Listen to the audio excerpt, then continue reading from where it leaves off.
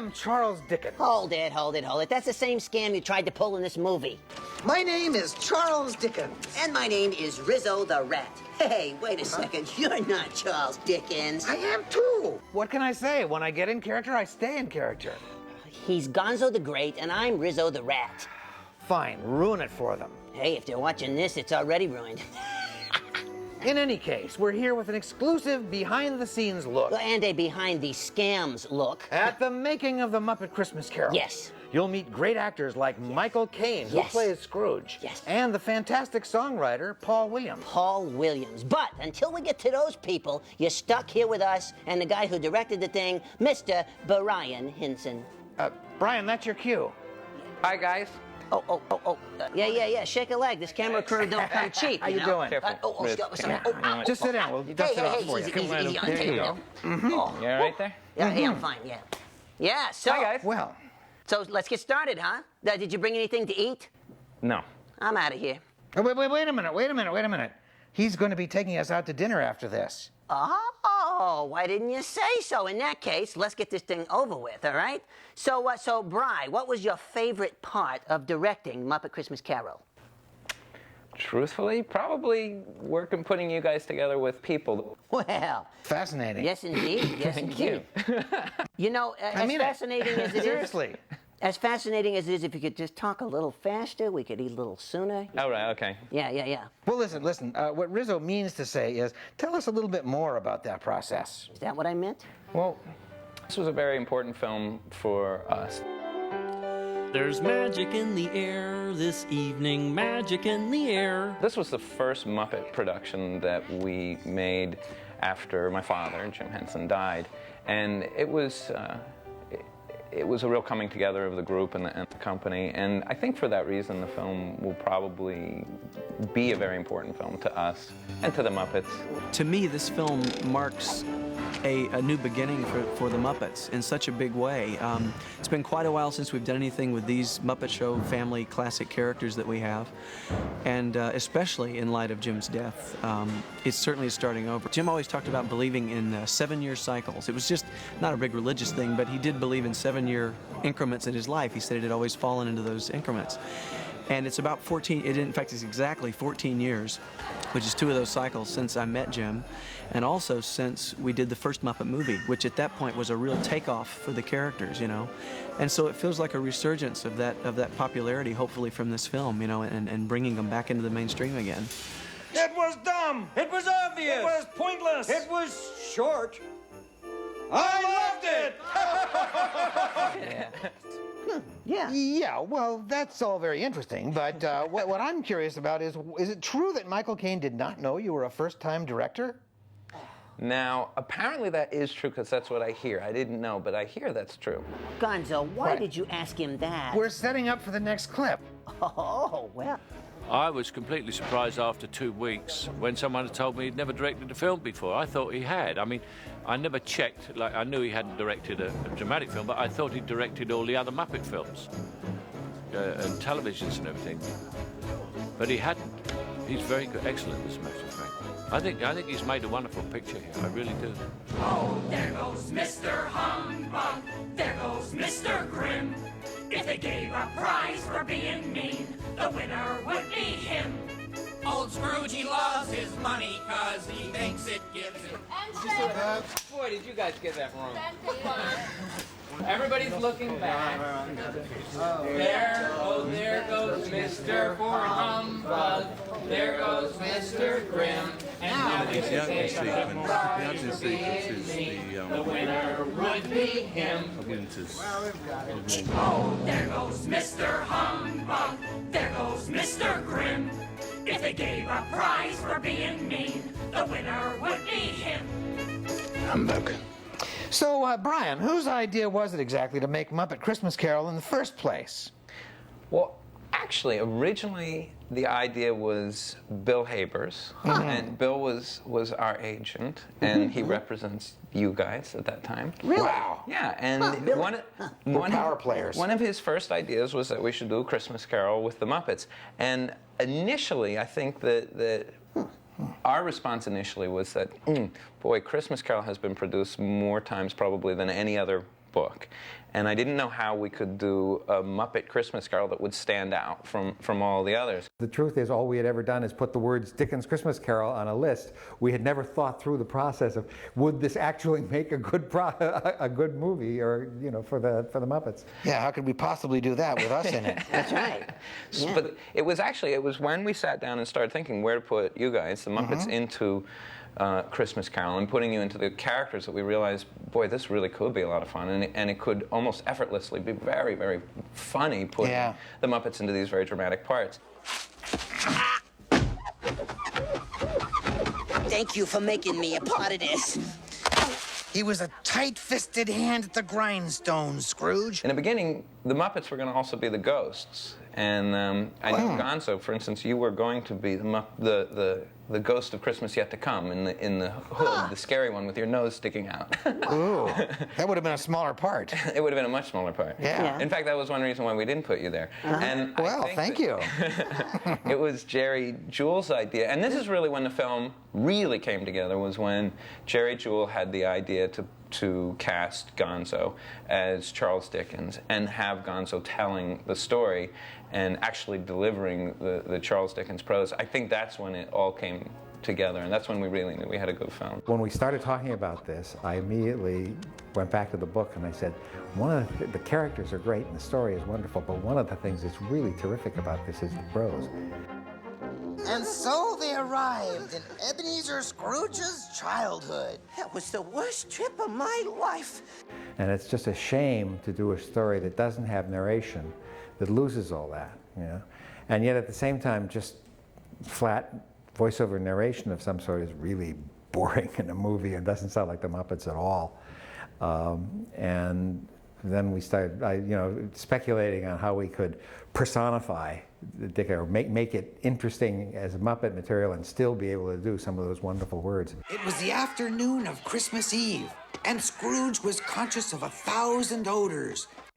And the next thing I know, Gonzo suggested himself as a surrogate Charles Dickens, and we did that. And then he needed somebody to talk to, so Rizzo came in. A rat! You called? Did you hear that? Huh? We were key characters. Yeah. And to think we worked for nothing. You worked for nothing? Oh, that is funny. That is hysterical. What's he saying? What are you talking about? You didn't work for anything either. I know. We knew from the start that Scrooge would have to be a human character because nothing would fit. We couldn't imagine any of our characters. Had we done any of our characters as Scrooge, it would have trivialized the character. Bob Cratchit? Yes, Mr. Scrooge? Who is this?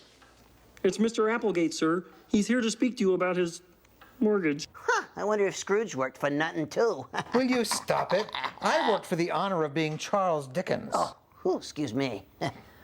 Charles Dickens is good, and it would help. You get stuck. You could always go back to this little bound book that I kept on the desk, and he helped. You see, I wrote the book. Wrote it? I didn't even think you read it. Well, did you read it? Well, did you read it?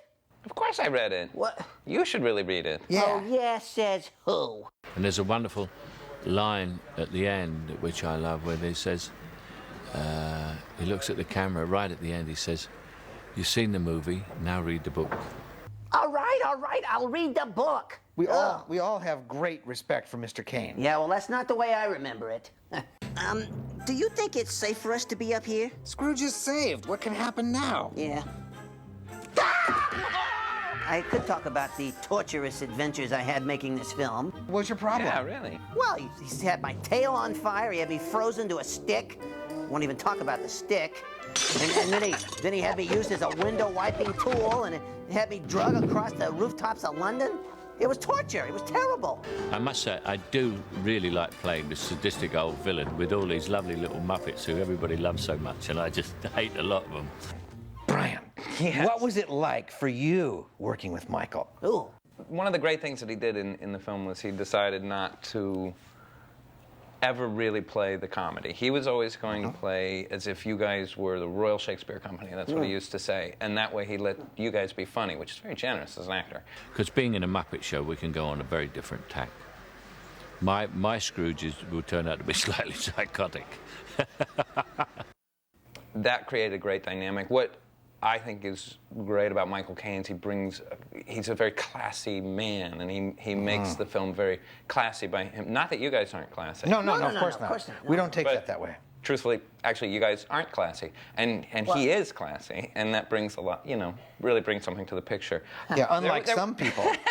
There's one spot in the film where I love his acting, which is really the one time he is deliberately funny, where he's in the counting house and we're trying to establish that Scrooge is this ruthlessly greedy man, and where he goes and throws out the guy who he's defaulted on his mortgage. A stone you can't squeeze blood from, and that's the truth. Thank you for not shouting at me. And then Bean Bunny is outside singing. And at that point, Michael becomes so greedy and so ruthless that he truly becomes insane. What do you want? A penny for the song, Governor? And I think that's a very fun beat in the film. It's a great moment. Yeah. And I think one thing that was great for Michael is he got to sing in this, because of course our movies are musicals, and I think he had done so many films before doing this one, but I think this was the first time that he got to do a musical number, and he just went into it with such gusto. We were a little worried, but he pulled it off. Boy, he pulled it off, didn't he? Yeah. With a thankful heart, with an endless joy, with a growing family, every girl and boy will be nephew and niece to me. But the most interesting thing for me is the transition. And there is a very beautiful song during which it happens. I wish you well, but I must leave you now alone. It was almost love.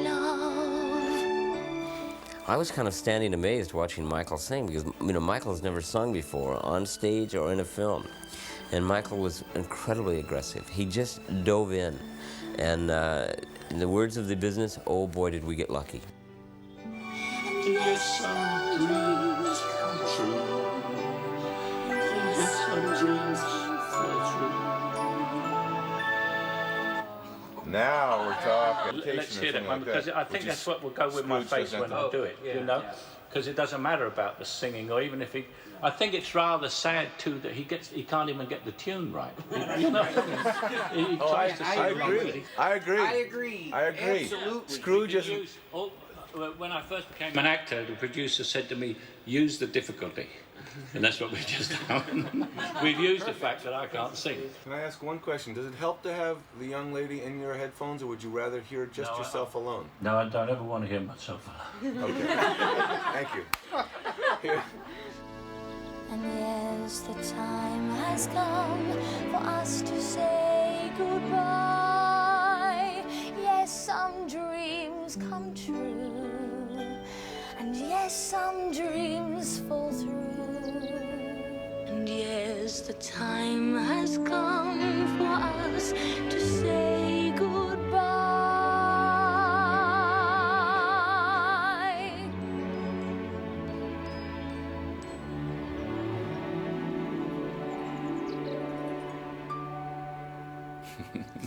Beautiful. Right?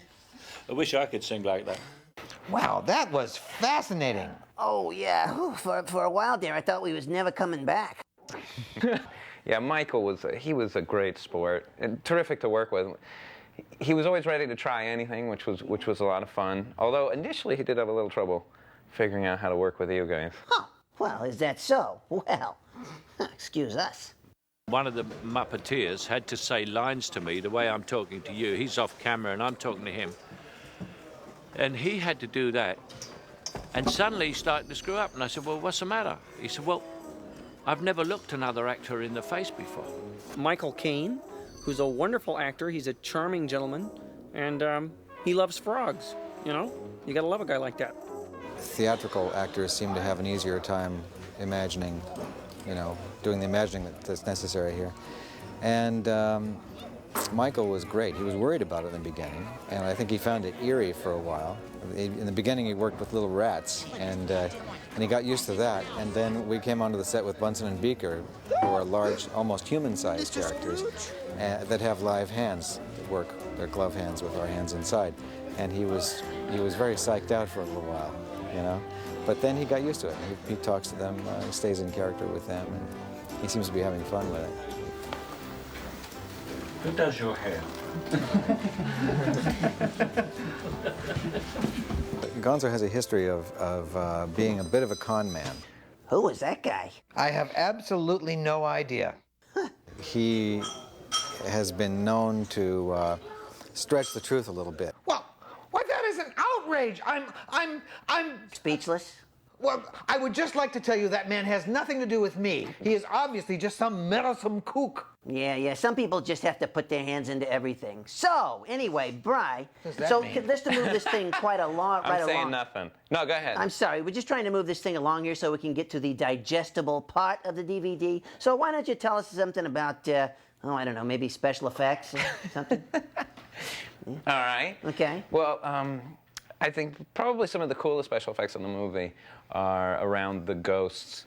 Particularly, the Ghost of Christmas Past is the first ghost in the film, and we tried to figure out a way to have a kind of beautiful, ethereal look to the character.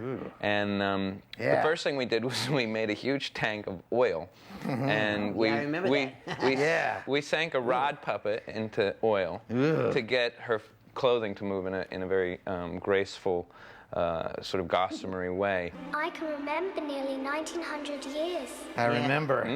Then we decided to give up on the oil and we went with water in the end. But it's every shot that she's in, she's actually been shot in a tank of water and then composited into the scene.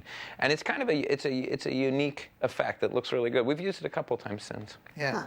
I like the oil better. Yeah. Yeah. Whatever happened to that 50,000 gallons of oil? Well, anyway. I have that back at my place.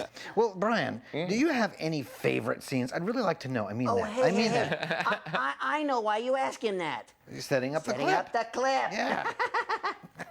All right, actually, one of my favorite scenes is a scene that you guys did, which actually doesn't push the story at all. Gonzo and Rizzo were in front of the counting house when Scrooge was searching his apartments, and then he had to be in the back, not the counting house, Scrooge's house, and had to be around back of the house when Scrooge was in bed.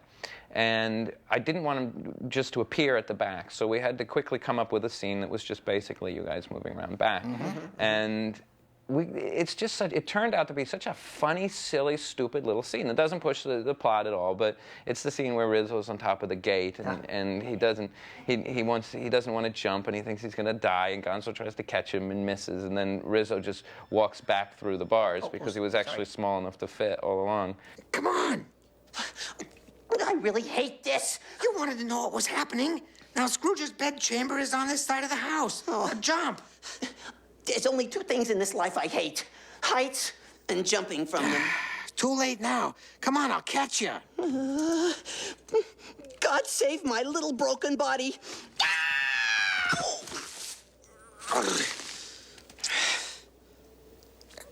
Missed. It makes me laugh. Yeah. Another favorite area where the film, I guess I kind of like it because the film almost is not a Muppet movie for a little while, which is when Scrooge is searching his apartments and he's spooked, and the film really does get very scary at that point when he's searching the apartment and he's just got a creepy feeling after the doorknob became Marley.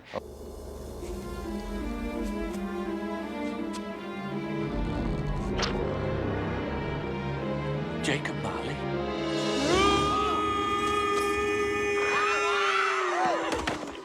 Oh yeah. And really, the film gets very scary by the time the fire goes out. And I think we thought we were kind of pushing the film as far as it could go in terms of how scary it could get for kids. And then, right when it was getting to be too much, we had Marley come in, and it's Statler and Waldorf. We're Marley and Marley, avarice and greed. We took advantage of the poor, just ignored the needy. We specialized in causing pain, spreading fear and doubt. And if you could not pay the rent, we simply threw you out. And of course, that's funny as well as scary, so it kind of breaks the tension nicely. Yeah. That's about all. And then really the rest of the movie, Didn't care much It about was not that great, was it? Fine. Those are the best parts. We're Marley and Marley, our hearts were painted black. Well, I know what my favorite thing about the movie was. Piggy. Are you crazy? Why is that? Well, because she wasn't crazy about her part. In fact, she was beside herself, which ain't easy when you're toting around that much bacon. I'm not bitter about the part, though. Just want you to know. I'm not bitter because there are no small parts, just small actresses, right? Wrong. There are huge actresses in minuscule parts. Just want to get that straight. Oh, she wasn't that mad. Oh, you want to bet? Oh, and I am about to raise you right off the pavement. Well, Miss Piggy did enjoy working with Michael Caine. Sure, Michael Caine's the star. Sure, Michael Caine's a great actor. What he needs is a great actress. They could have made a Mrs. Scrooge, but no. Well, on the other hand, she did enjoy working with us. Well, who wouldn't? There's some tension involved. Like Rizzo, the rat, Gonzo, who's a geek, a creep. Otherwise, we have a nice time. Well, she does have a way with words. Yeah, when she ain't eating. Oh, hey, speaking of which there, Mr. Director, shall we? Oh, wait, one more thing. Oh, yes. Oh, yeah. Merry Christmas! All right. Oh, you know what, guys? Yeah. Before we go anywhere, let's decide where we're eating. Oh, yeah. Oh, you know, guys? I forgot my wallet. Oh, and you remember, I didn't get paid. What? Hey, wait a second. No, I am living on a fixed income. I am not paid. No, come on, guys. Last time you ordered like 10 pizzas. Yes, I know, but Well, look, we could just get so much junk food. I know a place we can eat for $1. Oh, all right. It's always me.